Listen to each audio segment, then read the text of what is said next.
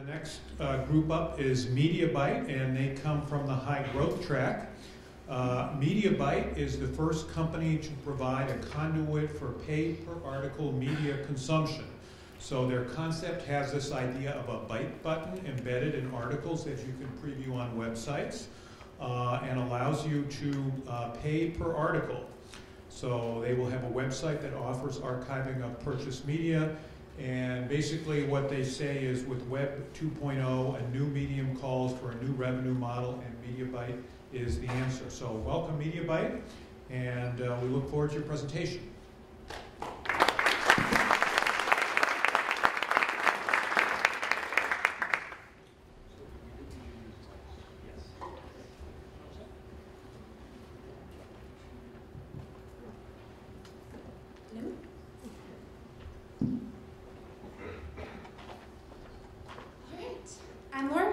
And I'm Cam Cody. And our concept is called MediaBite. We are the first company to provide the conduit for pay-per-article media consumption for end users of digital written media. This past year, the journalism industry took in $26 billion less than it did the decade before. And now this largely has to do with the shift from print to digital journalism. With the emergence of Web 2.0, publishers began to start feeling the pressure to put their content online where their users were.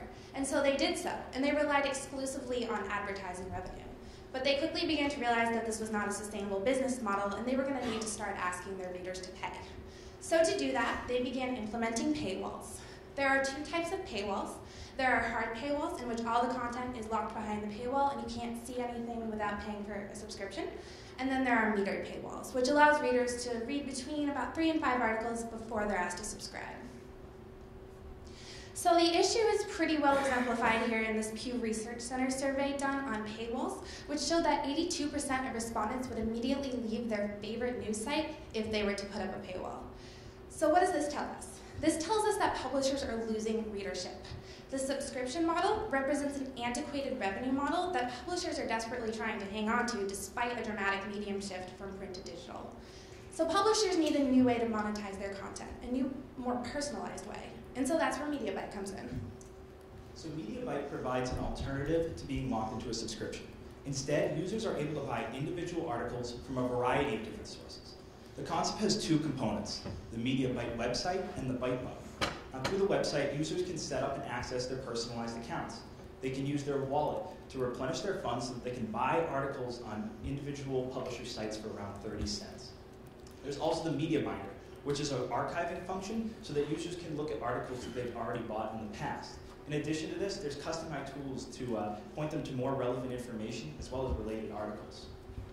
With customized media recommendations, users are able to set up interests in their profile, and based on these interests, we can set up a personal front page for them on their MediaBite page, which gives them article choices that are relative to what they like.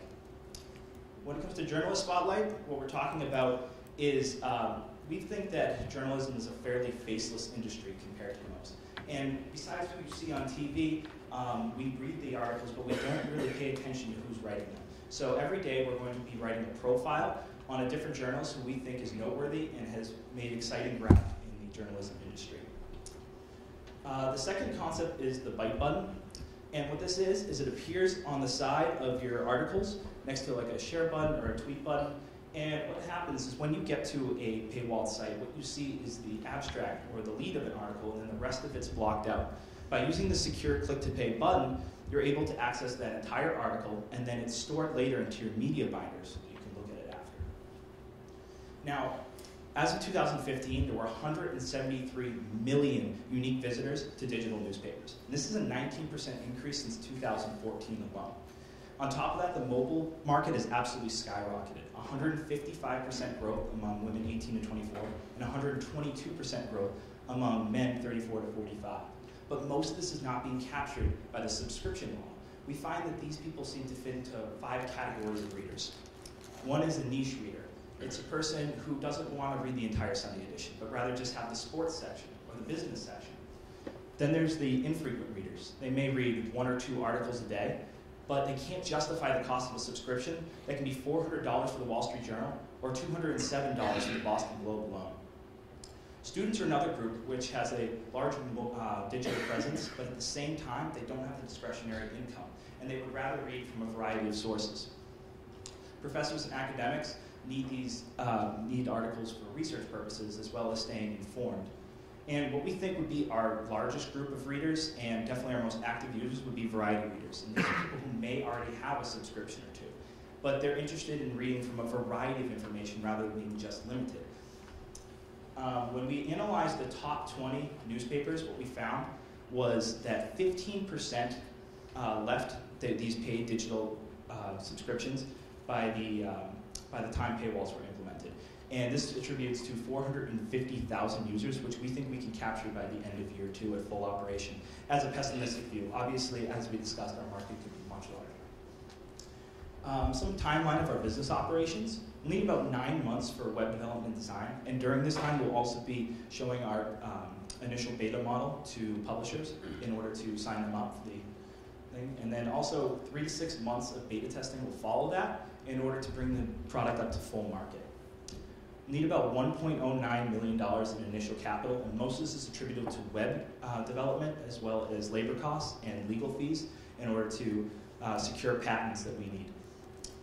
And we believe that we will be able to get most of this capital from publishers themselves as well as venture capitalists in exchange for equity. By year 2, at the end of year 2, we believe we can break even at about 13.7 million units. And although this is also not including consumer analytics, which we'll discuss later, but this would be equivalent to our users getting about $10 worth of articles over the course of a year. Beginning in year 3, we'll start the design and development to support podcast and broadcast media, and this will help us broaden our revenue streams and allow us to provide consumers more content.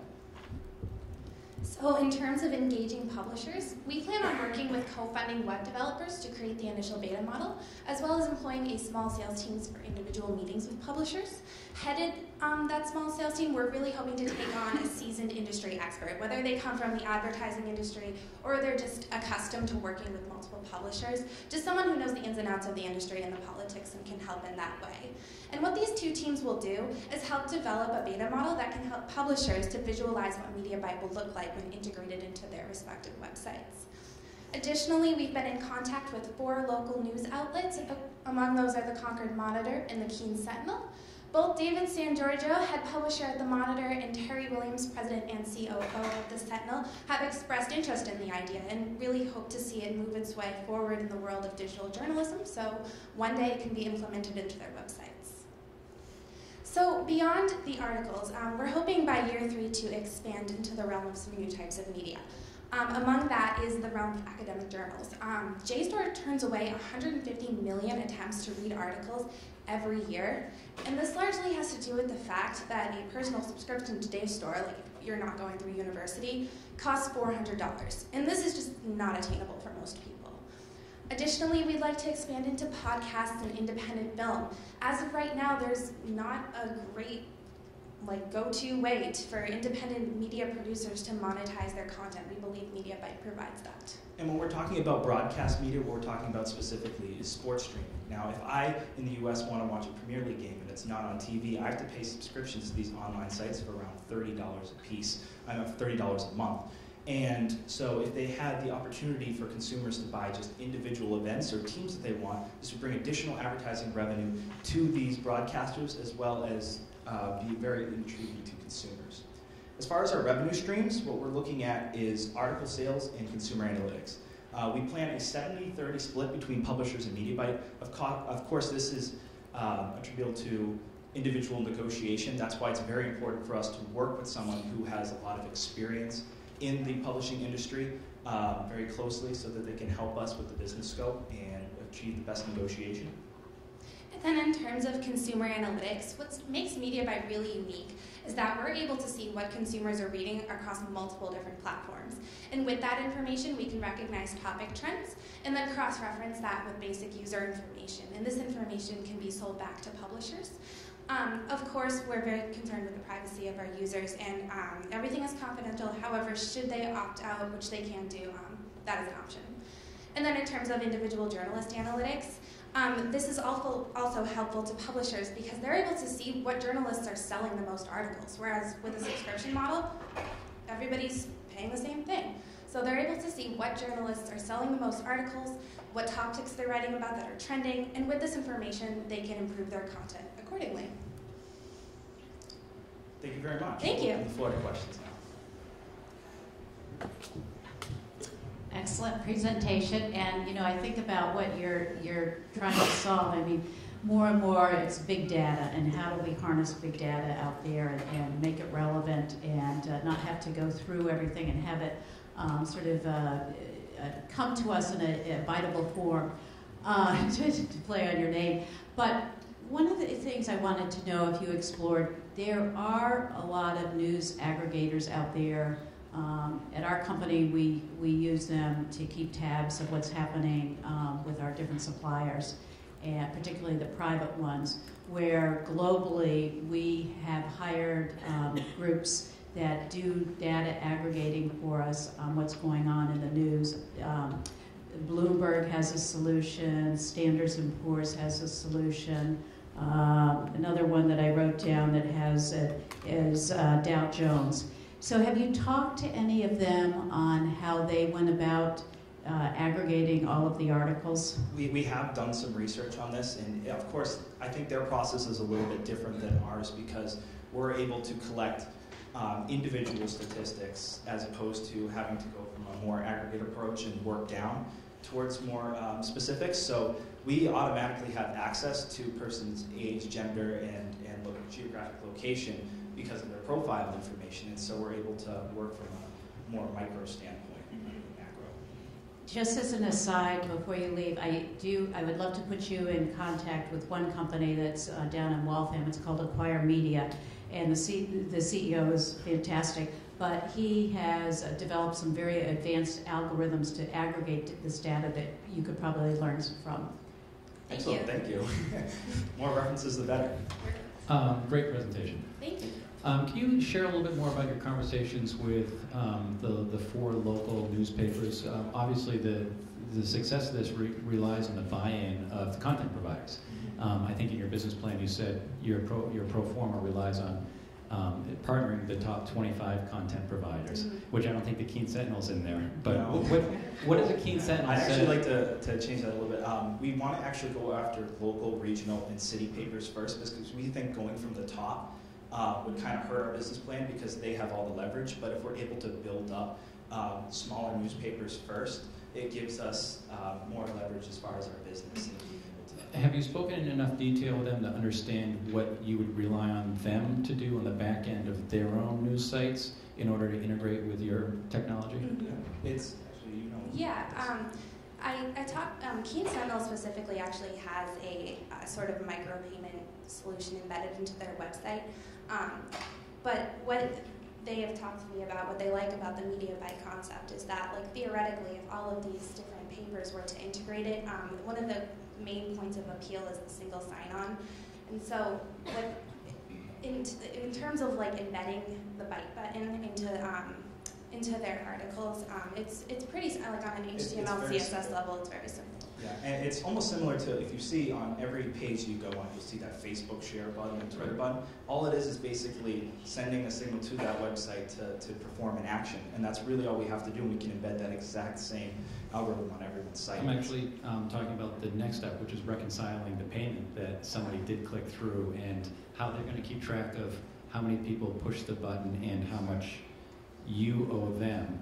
Yes. Because you collected it from your user. So there is some back-end technology that needs to be developed there. Definitely. Yep, and that's what we kind of talked about earlier about making sure that when we go in with the sales team that they know the security of their payment and how it's working, the whole process, because it's completely different than any other way they've done it before.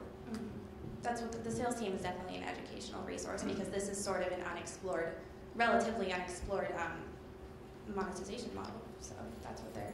Nice presentation.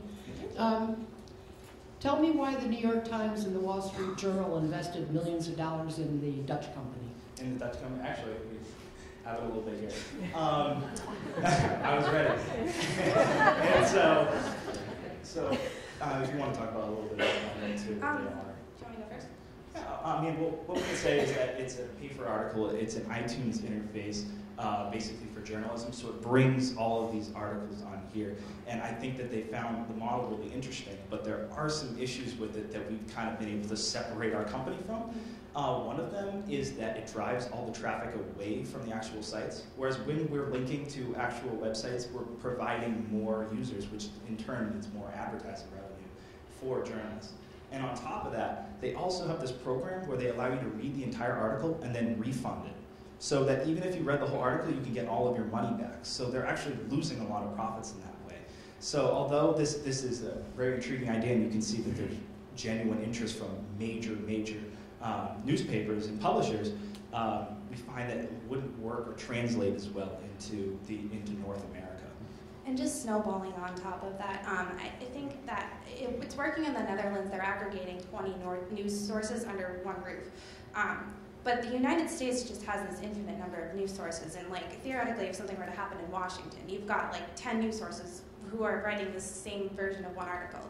So if this is all aggregated under one roof, like how does one decide which article to buy? It's just, it works. I think the model works in a smaller country, but I just don't see it translating well over in America. So Cameron and Lauren, congratulations to making it here to the final round. It's obvious as to why you're here. I guess I just wanted to know a little bit more about your backgrounds in terms of how you landed in this space and what drove you to explore this opportunity firstly. And then secondly, clarify for us a little bit how confident you are in how you confirmed your $1,090,000 and exactly where that lands you, where that puts you. Sure. Yep. Okay. Well, first, I'm actually a financial and accounting student here at Paul, and I was contacted through a friend that Lauren had this brilliant little idea, and so we got together and started working on it. And at first, it started as very basic, let's think about these articles, but then we kind of realized all the potential that you could have with collecting that data, with expanding to other mediums. And so she is a journalism major, so. Journalism and communication double major. We this idea actually came out of a presentation in my entrepreneurial journalism class from Terry Williams of the Keene Sentinel, and he came in and he was talking about how paywalls are the future, and I thought there's got to be a better way than to pay the entire thing. When I know I read like a fifth of it, like it just doesn't seem right. So that's kind of where the idea came from. Mm-hmm. As far as our capital, I can go back to that a little bit here.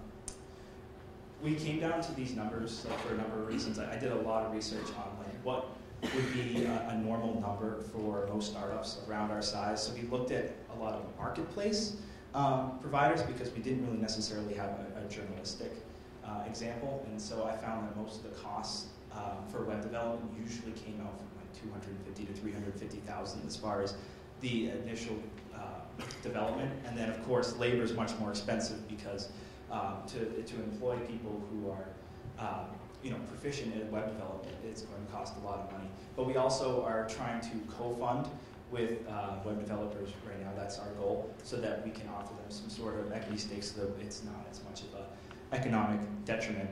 As far as our software costs, a lot of this has to do with our testing, like our load testing, being able to make sure that we can support what we need to do.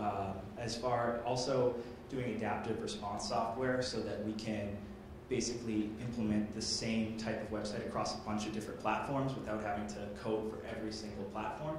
It makes it a lot easier and a lot cheaper for us in the short run. When it comes to legal fees that we see here, this $50,000 is based on what it would cost for the normal fees to get a patent, to be able to do that, as well as be able to set up our privacy policy and disclaimers and make sure that all of that's sorted out so we don't have any issues in the future. Good work, folks. I really think this is a neat idea. You noted that there are really two groups of customers. One are the suppliers of the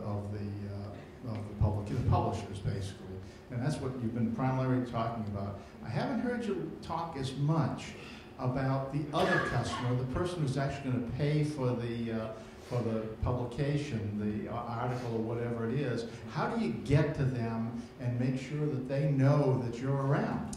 Well, one way that we want to implement this is, and we've been talking with a couple people, is we realized, well, when you get to these pages, what happens is you get these hard paywalls. But if you had almost like a button on the side which would provide you with an alternative, a lot of it would do a lot of the advertising for itself.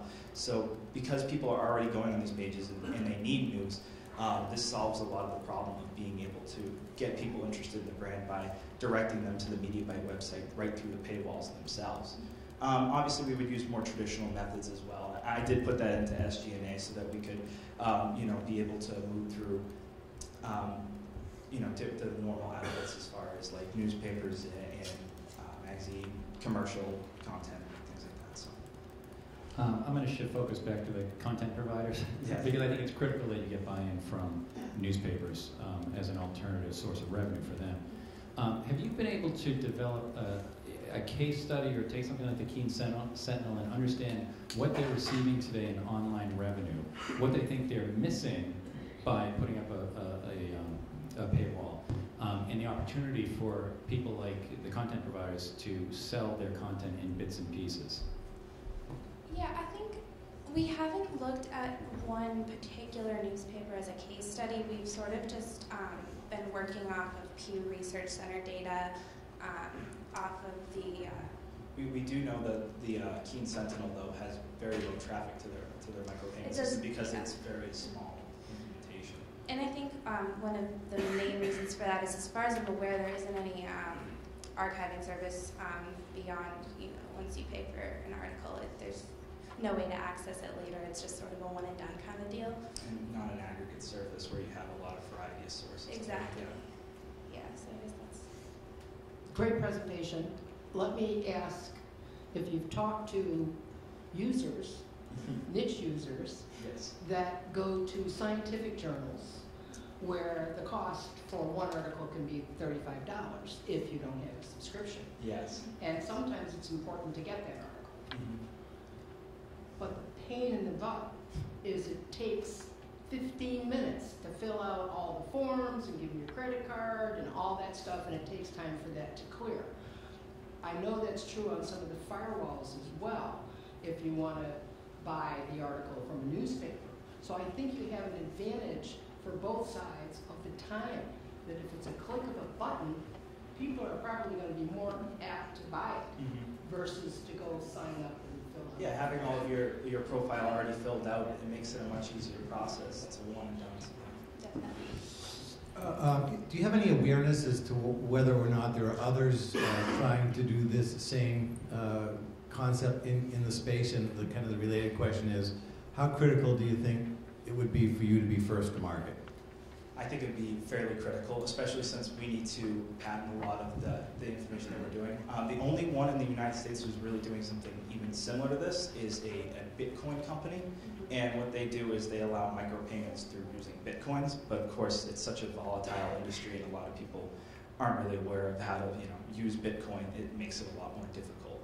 But theoretically, once they're saying that Bitcoin is going to eventually develop some backing, so that is an area that I think we would be willing to open up to, just because the micropayment method makes a whole lot more sense than credit cards, because it's peer-to-peer, whereas credit cards, there are just outrageous fees. I know PayPal micropayment service, like we did the math, we would have to charge about like 50 to 55 cents an article just because of all the fees. So, we're open to that kind of new technology.